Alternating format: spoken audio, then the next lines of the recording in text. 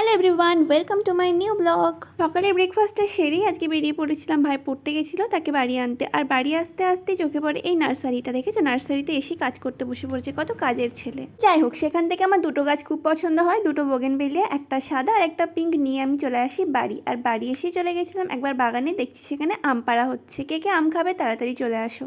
আরে আরে ভয় পেও না, এটা আমি বাইরে যা রোদ তাই এরকম মাওবাদী সেজে বেরোতে হয়, কিচ্ছু করার নেই। এরকম ভাবে না বেরোলে পরে দেখবো আমাকে কেউ চিনতে পারছে না। যাই হোক, তারপরেই দেখা হলো এই পুচকেটার সাথে। দেখো কি মিষ্টি, আমি যত ধরে নিয়ে আসছি ততই চলে যাচ্ছে। এতক্ষণ আমি ওকে ডিস্টার্ব করছিলাম আর এখন গেল ও বাকিতে ডিস্টার্ব করার জন্য। তো খানিকক্ষণ এদের খুনসুটি দেখার পর চলে গেলাম দুপুরে লাঞ্চ করতে। আজকে লাঞ্চে অনেক কিছুই ছিল, তার ভিডিও তো শেয়ার করেই দিয়েছি। যাই হোক, ছটাপট লাঞ্চটা সেরে একটা বড় ভাত ঘুম দিয়ে বিকেলবেলা আবার যাচ্ছিলাম ভাইকে পড়তে দেওয়ার জন্য। ও মা, তখনই আসে বৃষ্টি।